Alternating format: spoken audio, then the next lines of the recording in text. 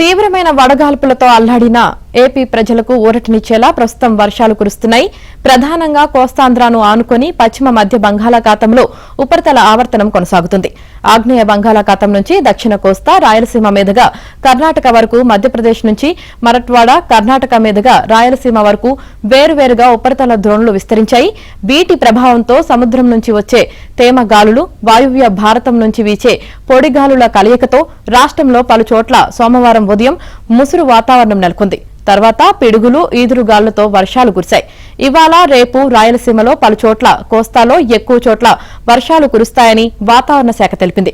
నేడు బాపట్ల, ప్రకాశం, నెల్లూరు, తిరుపతి, చిత్తూరు, కడప, అన్నమయ్య, శ్రీ సత్యసాయి, అనంతపురం, కర్నూలు, నంద్యాల జిల్లాలో భారీ వర్షాలు, విజయనగరం, విశాఖ, అనకాపల్లి, ఉభయ గోదావరి, కోనసీమ, కృష్ణా, గుంటూరు, పల్నాడు, బాపట్ల జిల్లాలో మోస్తరు వర్షాలు పడతాయని విపత్తుల నిర్వహణ సంస్థ తెలిపింది.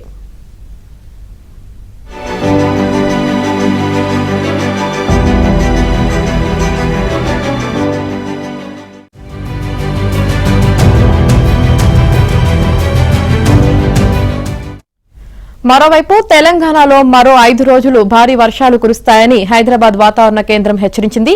తేలికపాటి నుంచి మోస్తరు వర్షాలు కురిసే అవకాశాలున్నాయని పేర్కొంది.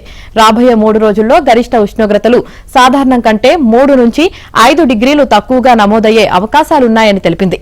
నేడు కరీంనగర్, పెద్దపల్లి, జయశంకర్ భూపాలపల్లి, ములుగు, వికారాబాద్, సంగారెడ్డి, మహబూబ్ నగర్, నాగర్ కర్నూల్, వనపర్తి, నారాయణపేట, జోగులాంబ, గద్వాల జిల్లాలో భారీ వర్షాలు కురుస్తాయని అంచనా వేసింది.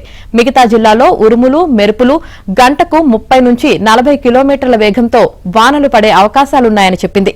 ఆయా జిల్లాలకు ఎల్లో అలర్ట్ జారీ చేసింది.